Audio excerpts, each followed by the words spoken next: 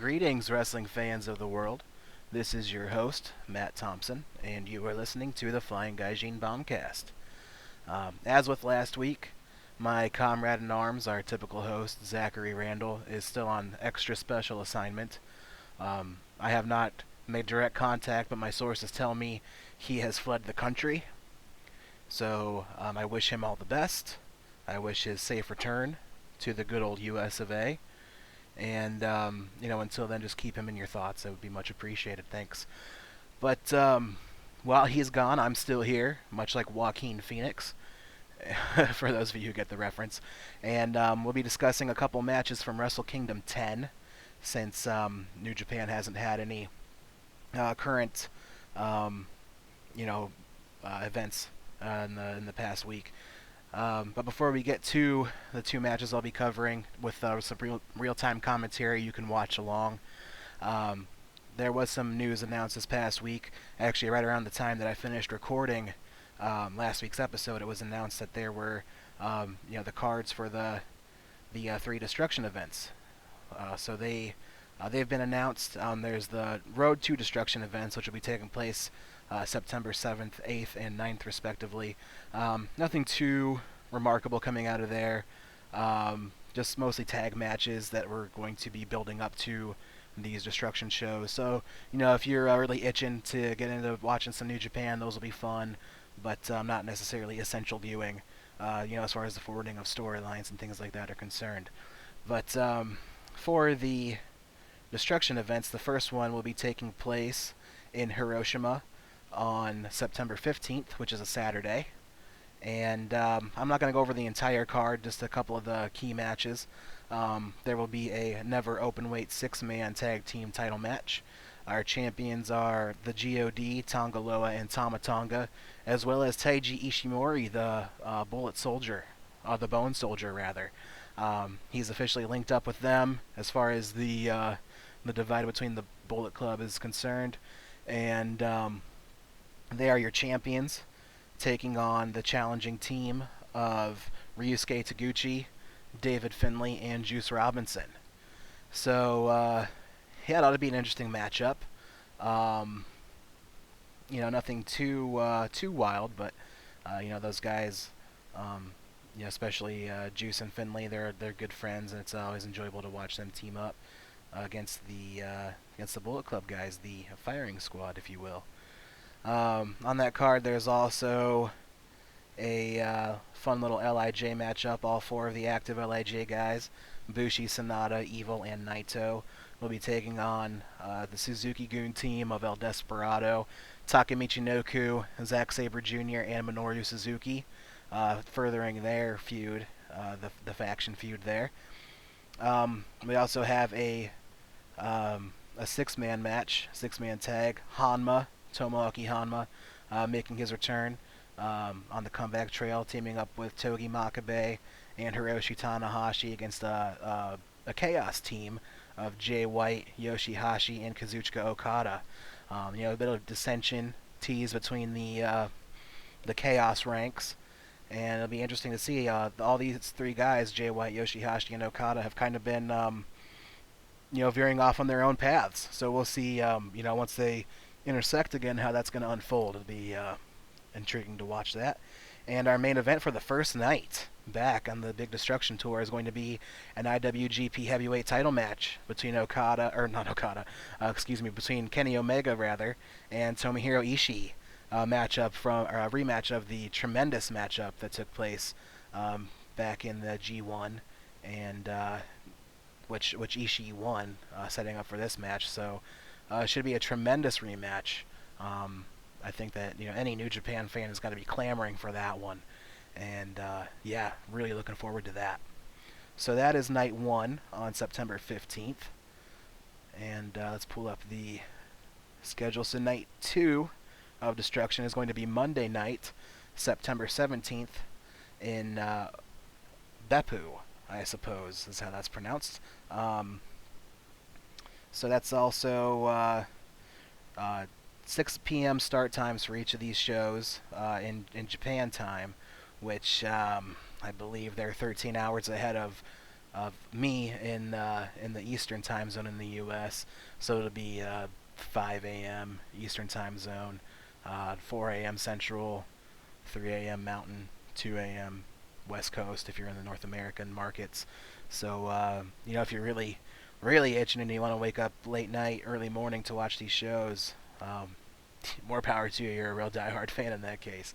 So regardless, we have um, nothing too remarkable sticking out here on the undercard. Um, the two main events, the co-main, is a never open weight title match between Hiroki Goto, the current champion, and he's going to be challenged by Taichi, who's recently made the jump from junior heavyweight to heavyweight. And we will see, if you're looking to have a good match and really make your mark as a heavyweight, Goto is a good guy to go up against and really, show your stuff. So we'll see, as Taichi continues to acclimate to the heavyweight division, how that's going to be received. Should be a good match, I'm sure.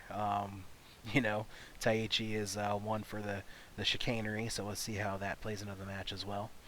And then the main event for this event is going to be a sort of a grudge match, no title on the line, but certainly certainly a good match between Tetsuya Naito and Minoru Suzuki. A feud that's really built throughout the G1, and especially in the G1 final card. They were both involved in a tag match and really went at each other. So this feud's really picked up steam in recent weeks, and this will be presumably a culmination of that. It should be a lot of fun. Um, yeah, these guys, a real contrast of styles. Naito with his head games and his tranquillo nature against the super aggressive, super sadistic Suzuki. So um, that seems like they have had a good chemistry against each other in their previous matchups, and we'll see when that's really showcased in a main event setting how that's going to go. So that'll be really awesome. And finally, we skip ahead a week to Sunday, September 23rd in Kobe is the the final destruction event, and a little earlier start time, 4 p.m. Japan time, which if I'll run it through again, should be 3 a.m. Um, in the East Coast, 2 a.m. Central, 1 a.m. Mountain, and midnight Pacific time. So if you're out on the West Coast, you can stay up late and watch the show, and it's not going to be completely unreasonable for you to do so. Let's see, running through the undercard here. Again, nothing too remarkable, nothing to write home about. Two final matchups, however, are quite important. We have a IWGP Junior Heavyweight Title Tournament semifinal. So for those of you who haven't heard, Hiromu Takahashi was forced to vacate the Junior Heavyweight Championship following his injury that he sustained against Dragon Lee at the Cow Palace. Really brutal injury with the broken neck, which we talked about. Zach and I talked about in previous episodes. No need to really go over that here. It's just really tragic stuff. But regardless, the show must go on, if I may use the old platitude. And as such, there's a four-man junior heavyweight tournament set up to determine a new champ. And first of those matchups will be Kushida versus Bushi. So Kushida, a man that I'll be talking about when we go over our matches today. Tremendous veteran wrestler. Really a staple of the junior heavyweight division, and he'll be taking on Bushi. So, not the greatest in-ring guy in the world, but still can really hold his own and should be a really good matchup. I think you really got to assume that Kushida is going to come out of that the victor, though. But we'll see. Who knows? And then the final, the main event for this card is. It's for the rights to the Tokyo Dome match that Tanahashi won in the G1. So he will be taking on Okada. They had the draw at in the G1 semifinals there. So Okada has the rights to challenge for that as such, and yeah, we'll see how that goes. Nobody's ever lost the rights to the Tokyo Dome main event after winning the G1, and I don't foresee that happening here. I think it would be rather odd, but it's also intriguing to see, how Okada's journey is going to continue to be shaped by this, and perhaps like the breaking of Kazuchika Okada as far as his psyche is concerned. What's going to be the final breaking point that really makes him snap and go overboard. So I think that's going to be the main story coming out of this match. And regardless, it's going to be a great match. These guys have, had so many tremendous bouts throughout the years. Probably the greatest rivalry in modern New Japan. I don't think there's really much argument that can be made otherwise.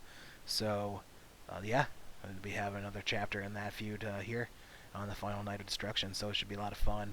I'm sure that we'll, preview it a little bit more in depth, perhaps in the coming weeks leading up to these matchups and coming out of it. To see how these things go moving forward. So it'll be a lot of fun. But switching gears from that, as I mentioned previously, that's really all the news from New Japan. So we're going to take another trip in the Wayback Machine, if you will, if I may borrow a term of phrase from Kevin Sullivan and MSL. And we're going to go back to January 4th of 2016 to Wrestle Kingdom 10 at the Tokyo Dome. Two matches that really set the groundwork for a transitional phase in the company, and we'll get further into detail with that as we go. The first match we'll be getting into here was the fourth match on this card, and it was an IWGP Junior Heavyweight Championship match between Kushida and Kenny Omega. So again, the links to these matches on New Japan World will be posted along with the podcast description. So if you want to watch along, feel free, be my guest. I hope that even if you aren't watching along, it'll still be a worthwhile listen. I didn't hear any feedback from anybody last week saying that this sucked or anything like that. So hopefully it was halfway decent. And regardless, I will give you a moment now to queue up the match. And if you need to pause the podcast now, go ahead and do that. You can get your video stream hooked up, and on my count, I will say go, and that'll be your cue to start the show. So I'll count down from 3, 2, 1, and go. Okay, so we open up here on the Tokyo Dome. Just a fun little tidbit. When I searched for these matchups, I just typed in Wrestle Kingdom 10 in the search bar, and as I started typing in Wrestle Kingdom 10 was in fact the first autofill option. So even with Wrestle Kingdom 11 and 12 and 9 all being tremendous shows in the last few years, just that I've seen, this was still the most popular search item. So really tremendous card up and down. Like I said, this was only the fourth match on the card. So there's lots of tremendous matchups throughout here. The main event to this card was another Okada-Tanahashi match for the IWGP title. And that's not one of the matchups we'll be talking about today, though. The other matchup that we'll be talking about was the co-main from that card, which was AJ Styles versus Shinsuke Nakamura for the IWGP Intercontinental Championship. And here's Ryusuke Taguchi, dressed up like Doc Brown. He's got the switches set up, so it looks like he will be perhaps summoning Kushida to the ring. And here he comes. Yeah, here's Kushida in his Marty McFly garb. This is gonna be a fun matchup. Kushida, for my money, is probably one of the most underrated wrestlers in the world just because of his small stature. He's sort of always been relegated to the junior heavyweight division. I don't ever see him really graduating, if you will, to the heavyweight ranks. But he's been like I said, a staple, a hallmark of the junior heavyweight division since arriving in the promotion. and really done tons of tremendous work in that time period. So, little background on Kushida as he makes his entrance. He is a disciple of Nobuhiko Takada and the Takada Dojo, which he joined in 2003 while he was still in junior high school. So here's a man who really, had his sights set on pro wrestling from early on in his life, and as a member of the Takada Dojo, he trained in pro wrestling as well as MMA. Takada having been a Pride FC veteran as well as a pro wrestler, so you really see a lot of the influence on that on Kushida's style as well, with the hoverboard lock being a double wrist lock or a Kimura that he used as a finish throughout this time period. And also with the Takada lineage, Kushida first joined the Hustle promotion, which Takada ran in 2006, and really odd promotion. The promotion that brought us Razor Ramon Hard Gay, and Yingling giving birth to an egg after being spit by Great Muta in her nether region. Yeah, lots of just goofy stuff. And as we continue throughout this match, maybe I'll give a little bit more background on that as we see the entrance of the current IWGP Junior Heavyweight Champion, Kenny Omega. He originally joined New Japan Wrestling in this cleaner role in late 2014, and had his first match against I believe it was against Kushida for the IWGP Junior Heavyweight Championship at Wrestle Kingdom 9. So, oh no, wait, that was against Taguchi, but it was still an IWGP Junior title matchup. So, that was how he made his full-on debut in New Japan. He had previously had some matches with Ibushi as the Golden Lovers. A matter of fact, they won the IWGP Junior Tag Team Championships prior to Omega joining full time as a New Japan wrestler. And then the Young Bucks are accompanying Omega to the ring. They've got looks like a broom and a garbage can, as Omega is still the cleaner at this time, as he is cleaning up the junior heavyweight division, if you will, if you may pardon the pun there. So yeah, this was around the time that Omega was forming the Elite stable, which we currently know as an offshoot of the Bullet Club, and I'll get into that a little bit later as well as this match begins here. As we look at Taguchi staring maniacally at the foes from across the ring. So yeah, this is I haven't watched this matchup since Wrestle Kingdom 10 itself. I know I watched it, I'm sure I didn't watch it live, but I watched it right around that time period. And we got kicking off here with a triple super kick on Doc Brown and McFly, aka Taguchi and Kushida. And as you can see, Kenny Omega, really looking a lot smaller than he does today in this matchup. And obviously he graduated from junior heavyweight to the heavyweight division since then, so that explains the added weight and added muscle. And Omega just playing some head games now with the cartwheel, sort of mocking Kushida there and beating him down in the corner. So as we kick off this matchup, a little bit more background on Kenny Omega, the fabled Deep South pro wrestling run that he had when he was signed to a developmental WWE contract in 2005 and 2006, which Omega, admits did not go well. He was not a fan of Bob Hawley being the head trainer, as well as Bill DeMott and Jody Hamilton. So you hear about you hear those names and you think of DeMott's sort of demerit from being head of NXT, and you think of the sort of old school mentality those guys had to have. Probably didn't vibe well with Omega being more of a a new school type of guy and having a different outlook on the wrestling industry than those guys did. As Omega grabs the cold spray and sprays it in Kushida's eyes. There's a prime example right there. A little bit of the yeah, the new school, almost ironic style. And as Omega sprays himself in the crotch with the cold spray.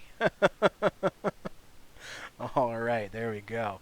Um, Kushida with a sliding drop kick to the apron and dives off. Oh, and it looks like that was Matt Jackson perhaps throwing the garbage can in Kushida's face as he dives off the apron to the floor. So yeah, and after that fabled run didn't go so well, Omega joined DDT in 2008, teamed with Ibushi as the Golden Lovers, and ooh, we have the You Can't Escape on the floor with the garbage can assistance from one of the Jacksons there.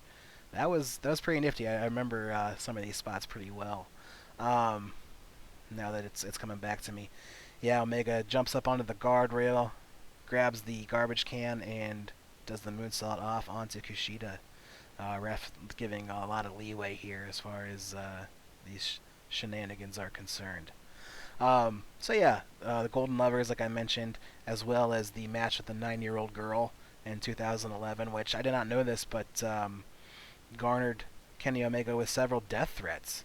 I don't know if Jim Cornette was amongst those threatening his life for the match, but yeah, pretty wild stuff. I didn't realize that there was that much heat on him for that. As the Bucks hold their garbage can and lid and beat out the cadence for the Terminator dive, and Omega's hitting the ropes, setting up for it. This is a gorgeous tope that he always does. Oh my goodness, so much distance on that, all the way out to the ramp from the floor. Um, yeah, just a beautiful move. And back then when he was a little bit lighter, he was probably able to get more distance and height as well. Yeah, for most people that's just your basic tope, but for Omega, that's just he adds that extra bit to it, making it his own, and really making it that much more special. Um, yeah, the Golden Lovers also debuted in New Japan in 2010, taking on Jado and Gedo, and Omega did a dive in that match that actually injured Jado's neck for a shoot. So pretty remarkable stuff there. As Omega hits the Kintaro Crusher, and Kushida kicks out at 2. So prior to this matchup as well, Omega participated in the Best of Super Juniors in 2010, 2011, 2013, and 2014 before signing on full time and joining the promotion and challenging Ryusuke Taguchi for the junior heavyweight title and winning it at Wrestle Kingdom 9 in his debut match as a full-time New Japan wrestler and a Bullet Club member. So that's when he debuted the cleaner persona. And get Kushida starting to come back here with some chops to Omega. Great thing about Kushida is his, Zach and I have talked about this as well. He's got a bit of a mean streak to him, so a little bit of extra mustard on those chops as he scratches Omega's abdomen in an attempt to get him out of the front face lock. But Omega is able to lift him up into a deadlift off of the suplex. But Kushida guards it blocks it with a knee to the head and hits a Pele kick. Both men down. So a little bit more background on Kushida. He also participated in the 2010 Best of Super Juniors, and in the same year he teamed with Gedo in the Super Junior Tag Tournament. So both men really came up through the ranks as junior heavyweights in New Japan around the same time, and Kushida joined New Japan full-time in 2011, and prior to this matchup, Kushida had won the junior tag titles twice with Alex Shelley, and won the junior heavyweight title 2 times as well. So he had a little bit more full-on success as a full-time wrestler with a little bit longer tenure prior to this matchup, as he attempts to lock on the hoverboard lock and the ref has to break it up with the rope break. And Kushida going after Omega's arm with a big front kick. So we're going to see the strategy going forward here of Kushida working over Omega's left arm as he hits the ropes, and Omega fires back with a big chop, and we see the spit fly from Kushida's mouth as Omega makes impact there. Omega with a slap to the back, adding insult to injury. Omega, when he had this this cleaner persona, was a much more arrogant heel. Not necessarily lots of cheating or things like that, as Kushida hits a handspring back kick to Omega, and Omega rolls out onto the floor. Looks like we might be setting up for a dive here from Kushida. Oh, he climbs up top. And a wow big somersault dive to the floor to a standing Omega, and takes him out. Omega, like I said, a little bit more heelish. He even still currently he's sort of almost a tweener. He's really endeared himself to the Japanese audience, speaking Japanese in his promos and such. But back during this period, he refused to speak Japanese, even though the fans knew he was capable of it. Just really trying to add to that air of, like I said, of arrogance, of superiority, as Kushida hits a moonsault off the top back in the ring. Omega kicks out at 2, and Kushida grabs that left arm, going for the double wrist lock again. And he floats over, transitions to a cross arm breaker, but Omega has the arms clasped. We'll see if he's able to get it free. And Omega rolls over out of that. It goes for a rear waist lock.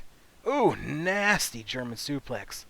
Kushida was trying to yank on that left arm to get it free again, and in the process, Omega lifts him up into the German while it was at a real awkward angle, sort of half turned away from Omega. So net for a nasty impact coming off of that German. Wow, that could have been really dangerous. Omega's propping Kushida up on the second rope, or up on the top rope rather. Looks like he's setting up for a superplex. Here we go. Kushida's going for the hoverboard lock again, wrenching on that left arm. He dives off. Oh, wow! Big arm wrench off the rope to the floor. So like almost like an arm breaker type of maneuver there. This is getting interesting here with Kushida really working over that left arm as he kicks it with a nice front kick. Oh, Omega going for the half and half suplex. Oh, goes for a V-trigger, but Kushida blocks it, hits him with a huge right hand. Wow, that is quite a punch. And Kushida selling that really hurt his hand after that punch. That was wild. Omega went for the V-trigger, Kushida blocked it, and just a huge right hand. And here we see that mean streak again. Kushida climbing up top. Whoa! Was that a Phoenix Splash attempt? Wow. But Omega dodged it, moved out of the way.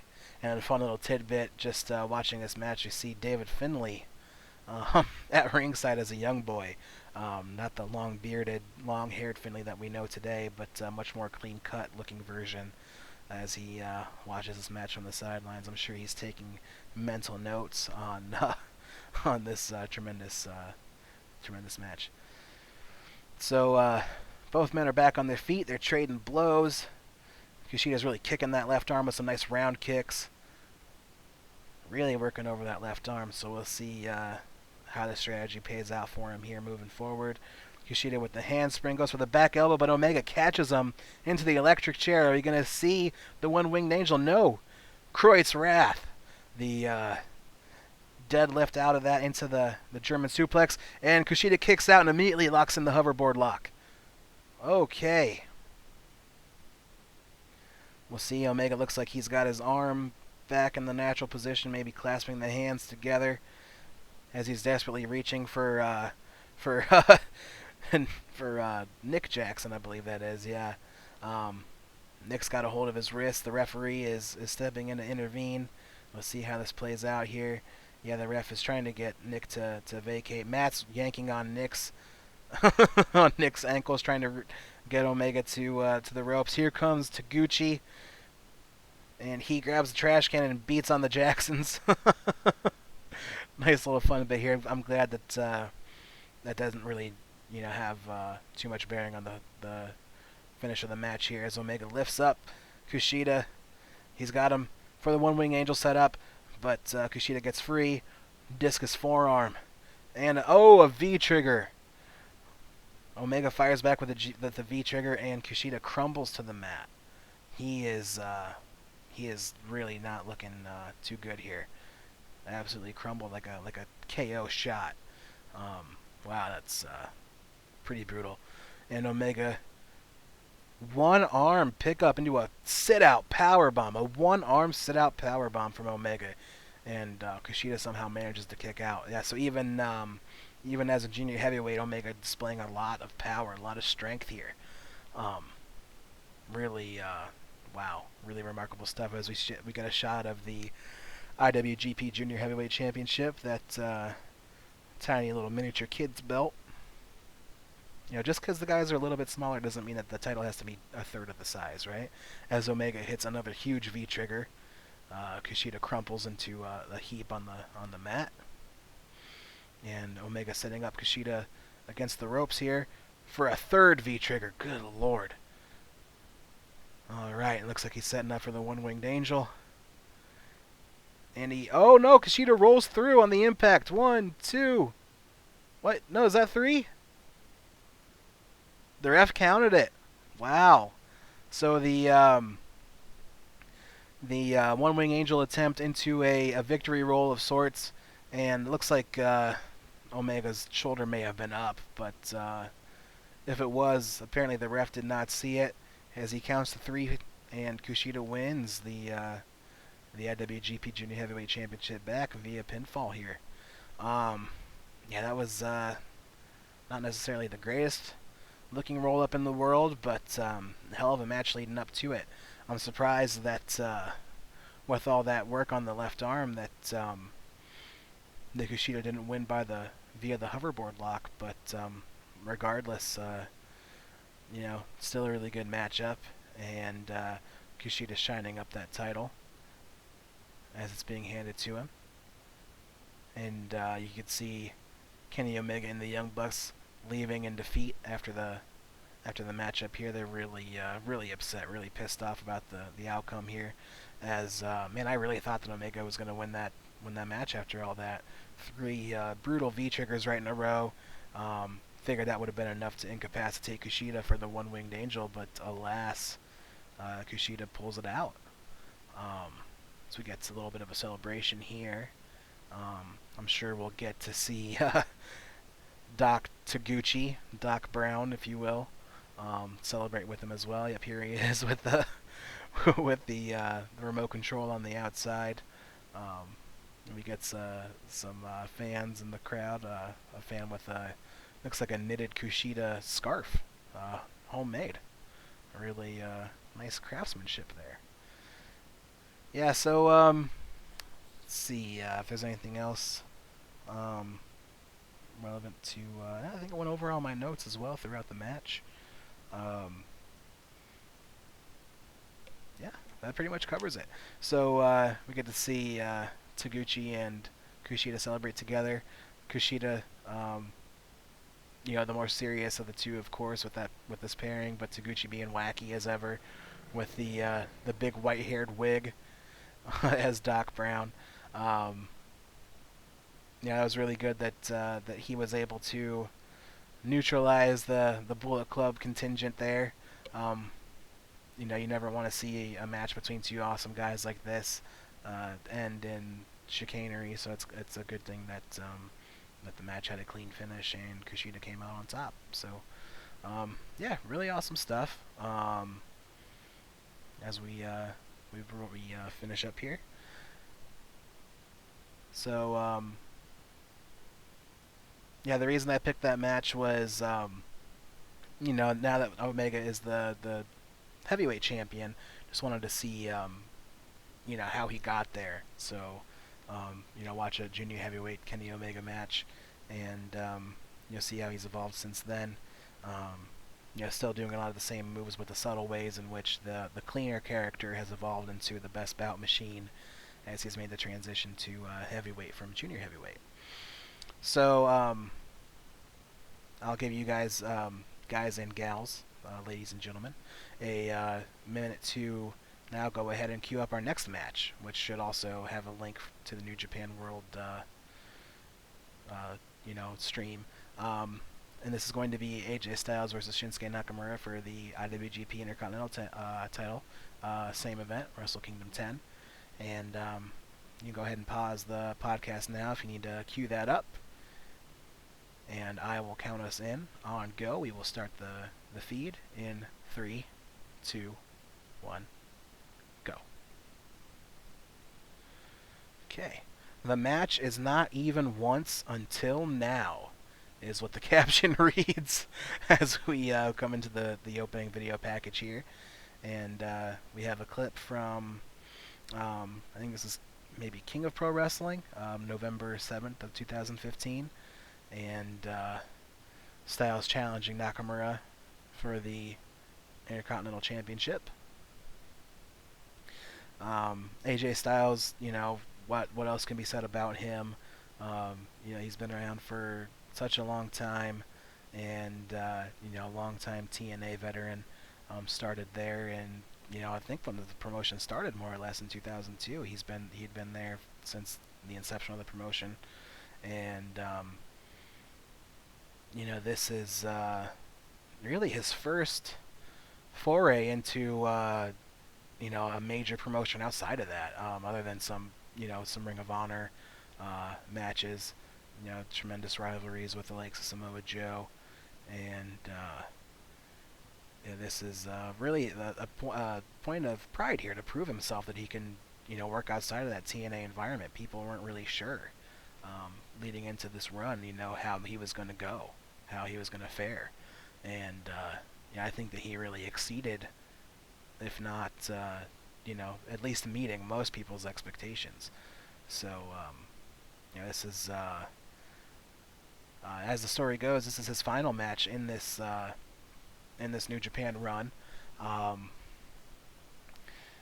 So when we last left off, and I talked about the Wrestle Kingdom 8 matchup between Ibushi and Prince Devitt. Devitt was the leader of the Bullet Club, and it was a very small faction then. It was just Prince Devitt, Bad Luck Fale, Carl Anderson, Luke Gallows, Tama Tonga, and the Young Bucks. So that was a relatively small faction compared to the size of the Bullet Club had grown to by the time that we see now here at AJ Styles in 2016. So a little bit of background as far as how things have evolved since then in the Bullet Club. Prince Devitt lost a Loser Leaves Town match to Ryusuke Taguchi at Invasion Attack of 2014. In the process, he was upset with the Young Bucks. There was some dissension there. He actually hit a dive out to the floor on the Young Bucks because he was not pleased with them interfering in the matchup. So following the conclusion of the match, Devitt shook hands with Taguchi and promptly resigned from New Japan Pro Wrestling to join NXT. So that was the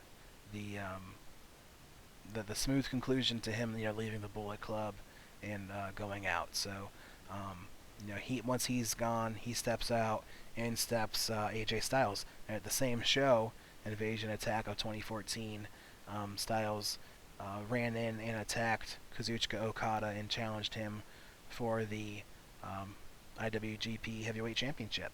And at Wrestling Dontaku the following month, Styles won the IWGP Heavyweight Championship with the assistance of Yujiro Takahashi, who had turned on Okada. He was a member of Chaos, and he turned his allegiance to the Bullet Club, being the first Japanese member of the Bullet Club, and adopting the Tokyo Pimps persona, sort of Godfather-esque. So it's you have Japanese Godfather in DX is basically Yujiro's role in a DX NWO type faction. So if you can imagine that, as we see AJ Styles making his entrance to the ring in the Bullet Club mask, pretty cool get up there. I like that. I think we've seen Chase Owens wear a um, similar mask in recent times, and we'll get to him later as well as I go over these notes here as far as the Bullet Club history is concerned.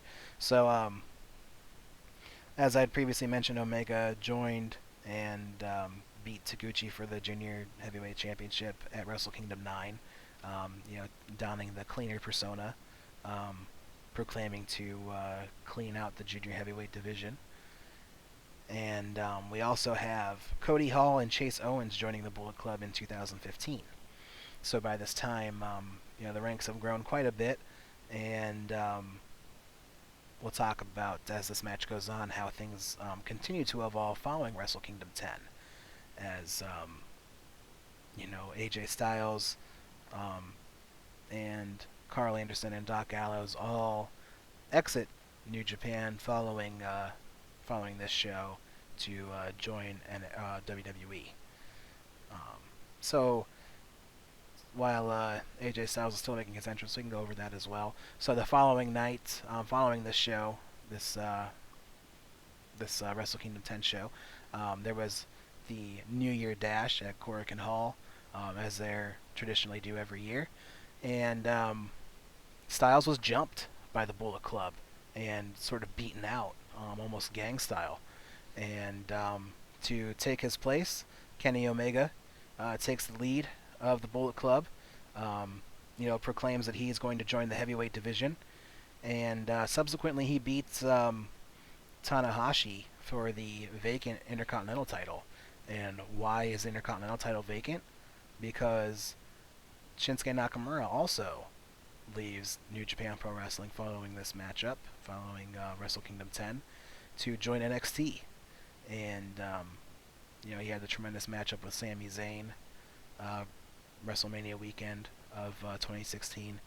As we get the beginning of his entrance here, we have some really cool lighting effects, and Nakamura with the signature, different different sort of facial expressions. So yeah, Omega really stepping up, becoming the leader of the Bullet Club, starting the elite faction with the Young Bucks. He claimed that Bullet Club had become too bloated. There were too many people joining the ranks under AJ Styles' leadership, and he wanted to, secure and let people know who the elite members of the Bullet Club are. And, you can go anywhere in the world and be confident that the elite members of the Bullet Club are, the Jacksons and Kenny Omega. So that's, where that name of that faction comes from. And, so we have, that sort of evolution from Bullet Club, from Devitt to AJ Styles to the Omega leadership. Several guys under Styles' tenure as the leader of the Bullet Club won different championships. Takahashi, Yujiro won the Never Openweight Championship. Fale won the Intercontinental Championship. The Bucks, obviously, having reigns as the Junior Tag Team Champions. Carl Anderson and Doc Gallows winning the IWGP Heavyweight Tag Championships. So, Omega with the Junior Heavyweight title. Lots of successes as the Bullet Club, grew in those ranks, but at the same time, Omega wasn't satisfied with the likes of, perhaps Cody Hall as their resident young boy, and Chase Owens just kind of being in the mix for, no particular reason, maybe.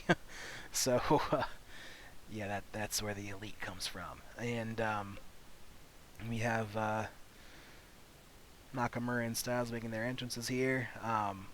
That Intercontinental Championship is so awesome with that sort of worn, that road-worn look to it. That white strap being a little bit dingier than it once was, I'm sure, as Red Shoes shows it off to the audience. And we're going to get going here very shortly. Really exciting stuff. and we had the rivalry between Nakamura and Styles this year in WWE, and I know a lot of people were sort of disappointed with the matchups that they had because this match, um, set the standard for that. And as we'll see here, it's going to be awesome, and really doesn't leave a whole lot else to be desired. So if you're not familiar with this matchup, but you've seen their WWE run, you'll probably be pretty surprised and pleasantly so. Lots of people have talked about. I believe Wade Keller of the PW Torch has talked about how Nakamura kind of just coasted after signing to WWE and showing up for the really big shows, but otherwise just kind of going through the motions and not really being the work rate guy that he was known to be in New Japan. So this is obviously prior to that, and these guys are really looking to steal the show in the co-main event of a card headlined by Okada and Tanahashi. So anytime you got those guys on top, and you know that you're a top 10 wrestler in the world, which both of these guys had to be considered to be at that time period, you know that they're going to do their best to put on a hell of a show and really steal the show. So we got a little bit of mat wrestling to start out. Nakamura grabs a headlock on the mat, and this is gonna be a blast. So AJ Styles, his leadership of the Bullet Club didn't really take effect for the first little bit there. Carl Anderson kind of took a de facto leadership role because Styles was still doing a lot of U.S. dates for ROH during this time period. So the timeline's a little bit murky as far as that goes. And as well as I talk about the different members coming in and out of the Bullet Club, I know that there were there was a Mexican contingent. There's the ROH contingent. Amber Gallows was involved in the Bullet Club. As far as their feud against Michael Bennett and Matt Taven with Maria Kanellis. So there's some more peripheral members of the Bullet Club, but just as far as the New Japan promotion is concerned, those are the main members of Bullet Club. So I'm not getting too deep into that as we go here. Just to clarify, so Nakamura grabs an arm wrench, and Styles gets a rope break. Still in a bit of a feeling out process. These guys aren't gonna start hitting each other with their big moves early on in the match. These things are gonna come to a crescendo later on, of course. So in the meantime, we have a side headlock by AJ Styles, and just trying to think if there's anything else to really go into as we go here. It's just it's remarkable to see how this is just a mere 2 years ago, and how much the landscape has changed since then. The Bullet Club went from being a full-on heel faction to having more of a tweener or face role, and then splitting off into the two separate factions. And I just wanted to sort of chronicle or document that, and how that's come to be.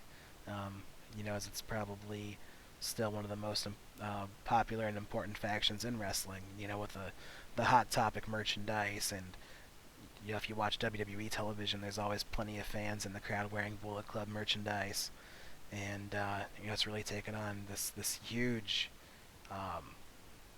popularity. And as such, I felt like it would be a good thing to talk about how we got to that point, because the Bullet Club really started out as these vicious heels, and really like the modern day NWO. So interesting to see how they play the cool heel as Styles does his mocking of the shooting the gun at Nakamura. Nakamura catches the bullet, swallows it, and that really pisses Styles off, and he hits a huge drop kick to Nakamura. So yeah,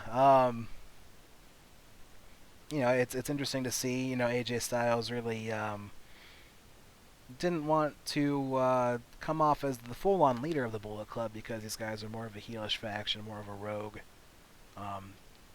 rogue entity. So they're not really led by one single man, as according to him. So, um, just a different outlook on things. Whereas, Omega kind of took his own stance on leadership, saying that he and the elite were, sort of their own entity unto themselves, which kind of led to the splintering off of the firing squad. So you can see the seeds of that dissension being sown even back then, around this time period 2 years ago. As Nakamura, I think he's going to start getting that momentum, but Styles cuts him off in the corner, and Nakamura yanks Styles off the top rope to the mat. Things really starting to pick up the pace here, and Red Shoes is making Nakamura back off. So Styles is really selling the back. I believe he was suffering from back injuries at the time. So, with him being yanked off. Oh, and he was playing possum. As soon as Red Shoes and Nakamura both turn their back, he jumps up and blindsides Nakamura with a forearm to the back of the head. And Red Shoes admonishes him for doing so.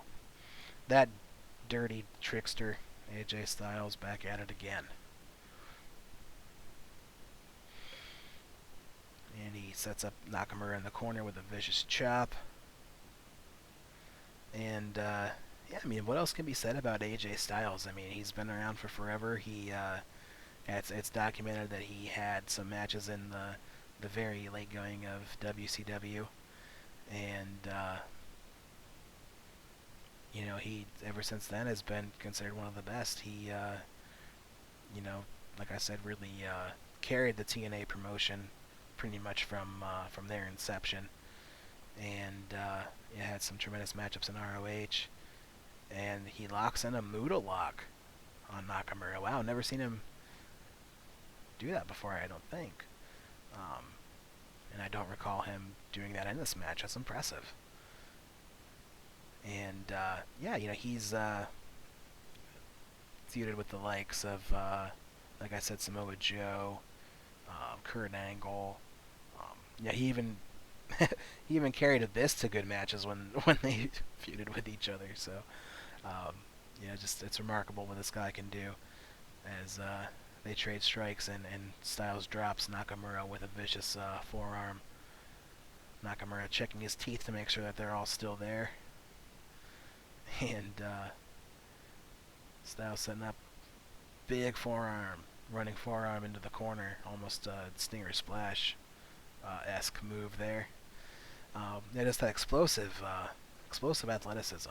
He didn't even really get a full run from one corner to the other, but he still got tremendous height on that forearm with an awesome leap coming out of the corner there. And just a lot of fun to see. How Nakamura, again, this being a year after the Nakamura Ibushi match that we covered, still holding on to that Intercontinental Championship, still keeping it just a half step behind the IWGP Heavyweight title as the second most important title in the company. And, like I'd mentioned, could probably headline any card in the world as Nakamura. Wow, that was a tremendous move. He took a Uranagi style backbreaker to AJ Styles. So they grabbed him in a Uranagi, and on his way down, hit the knee into AJ Styles' back, and he rams AJ Styles' back into the guardrail, almost like a spear, just charging right into the guardrail there. So he's really working over AJ's back. So that must be a vulnerable point for AJ Styles. Like I said, it's been a couple years since I watched this match, so I'm sure that was part of the story going in here, was that Styles' back was giving him problems, and Nakamura looking to exploit that as we go forward here. Big round kick to the midsection, and Styles catches the kick, and Nakamura hits a huge enziguri coming out of that. That looked really awesome. With the round kick being caught, and then a brutal enziguri kick to the head, and Nakamura sets up for the good vibrations in the corner. again with that unique theatrical style that Nakamura has, that really charismatic. Ooh, some brutal knees, some Pride style knees to side of Styles' head. Good God. Nakamura picks up into a vertical suplex position and pancakes Styles' body face first into the mat, setting up for perhaps a Bumaye, but Styles sidesteps it, and Nakamura cuts him off. Nakamura sets Styles up onto the top buckle. Ooh, sets him up on his back and knees Styles right in the back. And Styles kicks out at 1, and Nakamura tried for a couple covers there, and Styles kicked out at 1 each time. So that's not going to be enough to take out Styles, even with that vulnerable spot being in his lower back. So, you see we're going to be in it for the long haul here. These guys are really getting intense. Things are really starting to pick up here as Nakamura hits a forearm to the back, and he's setting up Styles on the corner again, laying him across and hitting he misses the knee to Styles' abdomen, and Styles with a springboard, what has been dubbed the phenomenal forearm in WWE. Yeah, he hits it on Nakamura. Nakamura sells it like that really knocked him out. He had his ass up in the air and and his legs up in the air, and his shoulders spiked right into that mat off of that huge springboard forearm. Styles setting up for a vertical suplex, but he can't do it. His back is bothering him still, so really selling that back. Nakamura picks him up. Nope. Ooh, snap suplex into the turnbuckle. And Styles really, with his facial expression, really selling that agony as far as his back is concerned. So even though he's still on the offensive here, he's not feeling too well. Still a little bit worse for the wear. And he goes for the calf crusher, but Nakamura immediately grabs onto the rope for the rope break. So it looks like Styles is going to start working over Nakamura's legs a little bit more. He already locked in the Buddha lock early on, and he's grabbing a hold of the left ankle, trying to get something out of it. Ooh, Nakamura with a really fantastic looking spinning back kick to down Styles. Looks like he might be back on the offensive here. Going for the reverse suplex. Ooh, backcracker. Okay. Now he's really working that strategy. Okay, he's going for the reverse exploder again, perhaps. And he nails it. Yep, reverse exploder suplex.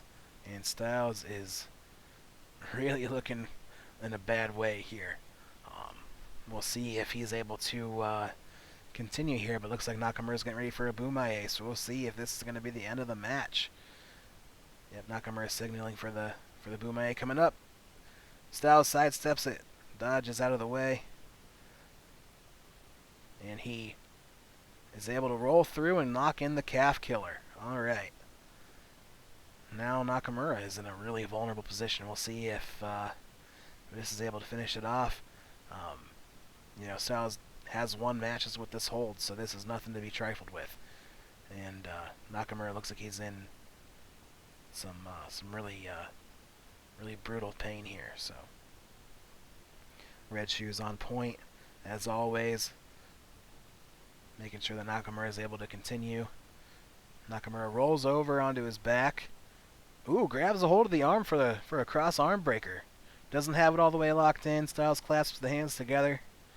Looks like he's transitioning to maybe a triangle, but Styles hits a rough-looking hammer fist to Nakamura's face to break the hold. That was a very clutch, perhaps a desperation maneuver there from AJ Styles. And Styles with a Wow, that was like a almost a springboard Pele kick off the second rope. Wow. And Styles looking for wow. I don't even know what you call that. It was like um, a torture rack into a spin out power bomb for two. And just a little nitpicking here. You can see Nakamura watching Red Shoes as Red Shoes administers the count. So anytime you see a wrestler eyeballing the referee during a count, you know he's going to kick out. So that just almost a bush league type of thing. You can follow the cadence and not have to watch the referee if if you know what you're doing, you have a sense of rhythm. So for a guy as awesome as Nakamura, that kind of takes you out of the moment.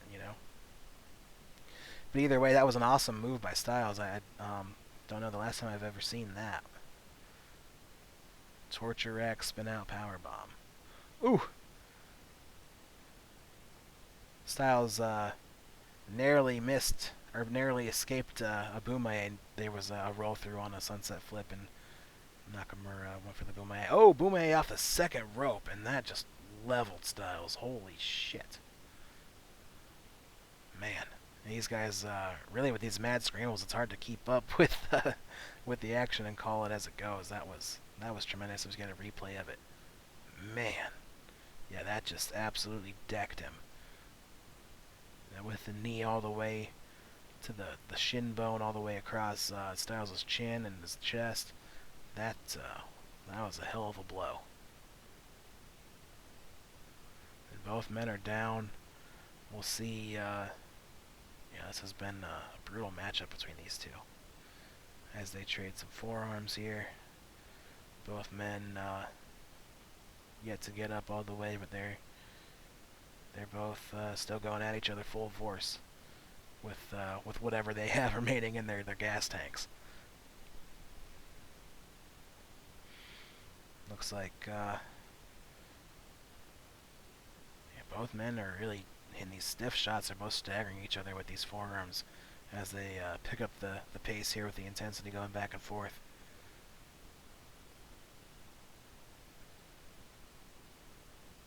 Neither man conceding here yet.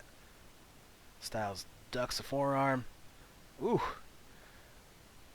I don't even know how you call that either. That's like a a belly to back suplex pickup into almost like a wheelbarrow style face crusher, and still only good for two. That's a tremendous looking move.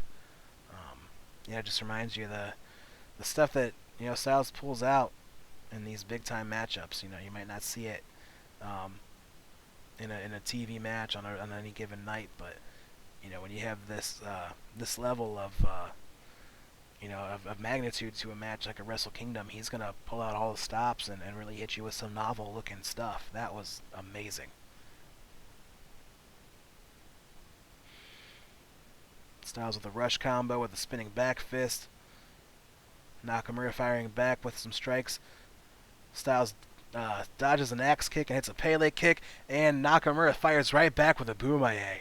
Man, he ate that Pele kick right to the face and hits a tremendous Boomaye.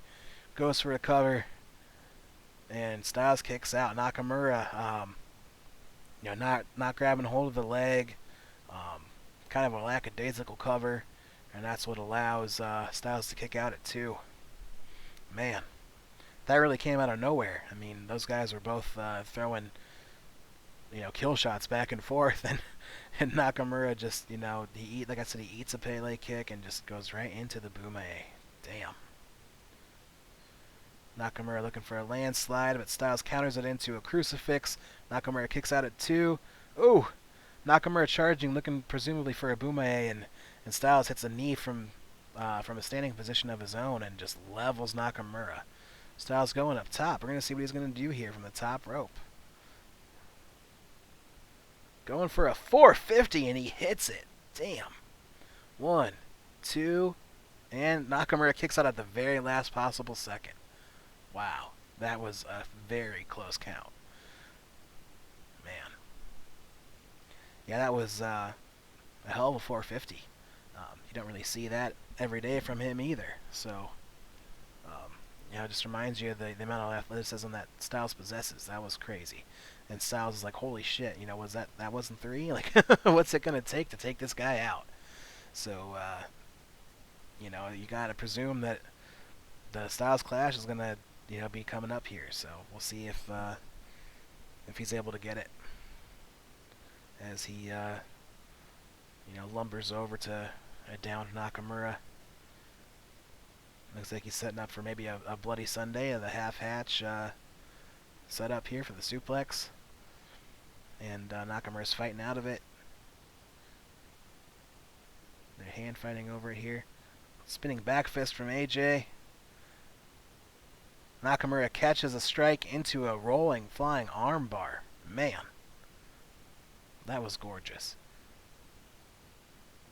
And Nakamura doesn't quite have the full extension on the arm, but he's got it isolated from the other one. There's no grip here.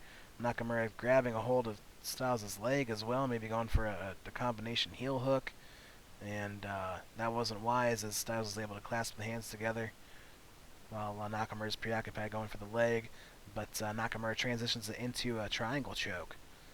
It looks like he's got this one in pretty deep. We'll see how it goes here. It looks like Styles is fading. And Red Shoes. He's got both of his arms out, kind of in a shrug position, waiting to see what's going to happen here. Oh, Styles with a modified Styles Clash out of the triangle. 1, 2, and a kick out from Nakamura. Damn. And Red Shoes wags the finger, indicating that Nakamura did indeed kick out of that in time. So that was almost like a half Styles Clash. He didn't get it all the way in. Stepped over the one arm of Nakamura, but not the other, as he was still locked in with a triangle choke. So that was really resourceful of Styles to find a way out of that and turn it into a huge move for himself.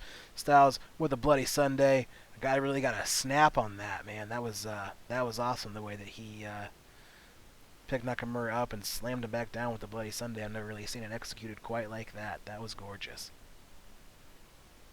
And Styles with a couple stomps. Looked like he was setting up for a Styles Clash, but Nakamura was kind of dead weighting him, so he just instead, puts the boots to him. And Styles setting up for a Styles Clash here. And he looks like he might be thinking twice about it. Okay. Styles is ascending the turnbuckle. Is he going to set up for an Avalanche Styles Clash? It's got to be presumably what he's doing here. So he's up on top. Nakamura is up on the first or second rope. Can't quite tell from this angle. So yeah, Styles is up all the way on top. Nakamura is able to get free and hits a big roundhouse kick to Styles' head. He climbs back up. He's got Styles on his shoulders now. Maybe not quite. Oh yeah, he's got him. He's got him flush. Avalanche landslide. Man. That was brutal. And we'll see 1, 2. Kick out from Styles at 2. Man.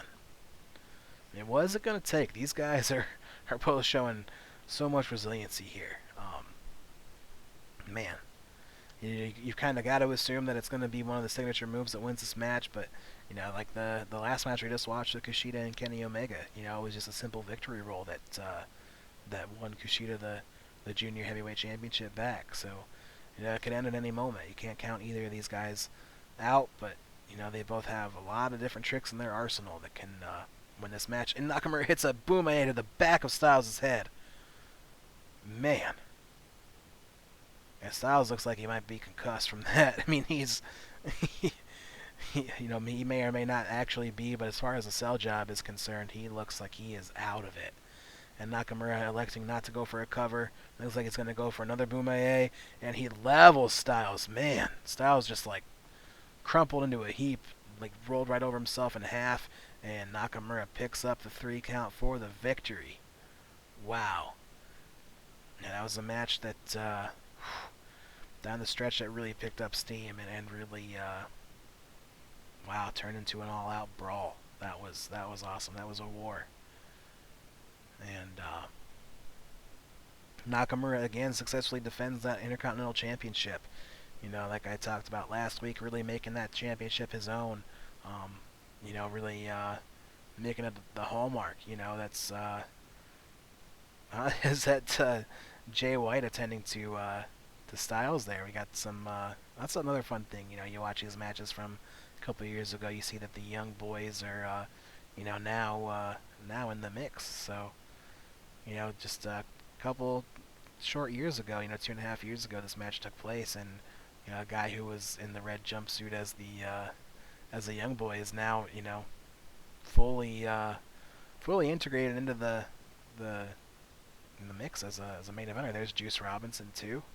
So yeah, that's pretty awesome to see. These guys are now full blown members of the roster as kneeling Nakamura lifts out his hand for a fist bump from Styles. We'll see if Styles accepts it.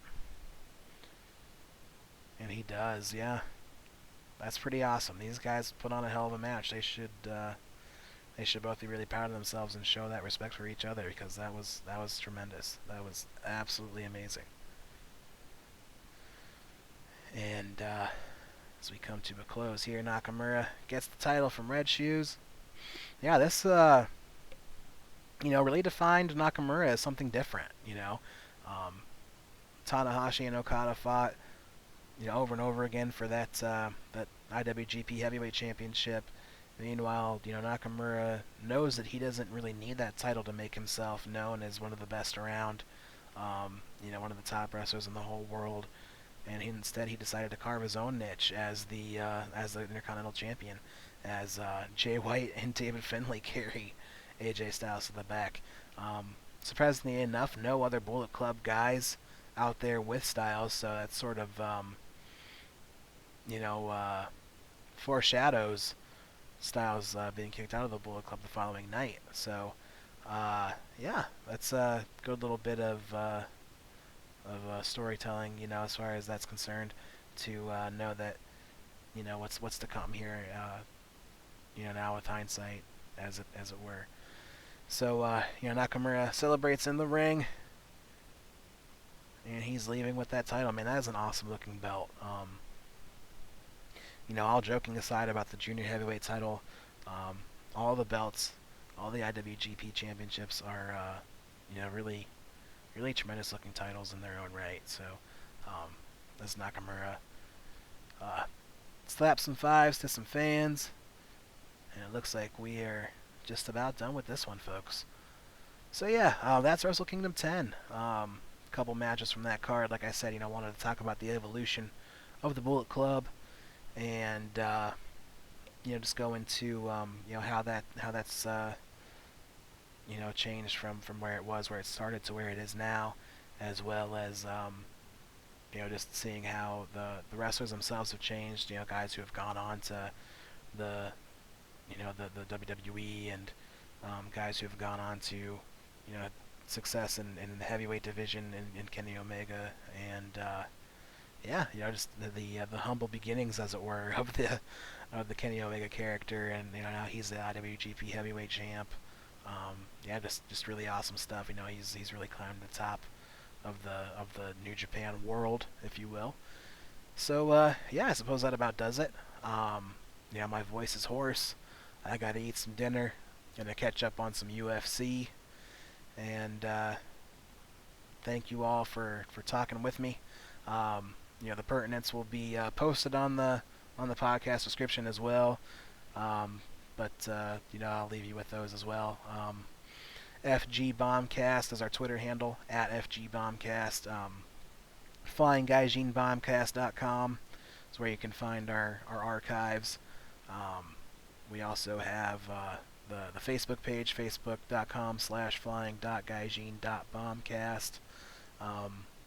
Zach is at the Zork on social media. Zork with a zero in place of the O, and my Twitter is at albino Buddha, ALBINO_BUDDHA. Facebook is facebook.com/madmatT, which is stylized MADD.MATT.T.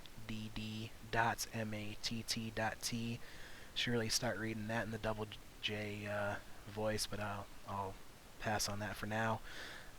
So yeah, get a hold of us. Let us know what you think. Believe it's we have a Gmail as well. I believe it's flying.gaijin.bombcast@gmail.com. If you find the podcast description, you find our website. You'll be able to find all those things as well to reach out to us. We'd love the feedback. Um, we'd love the input as far as how we're doing, and to help guide us in the future to see how we can improve, how we can better cater to you folks as our listeners, because we appreciate it. And yeah, till then, we'll see you next week.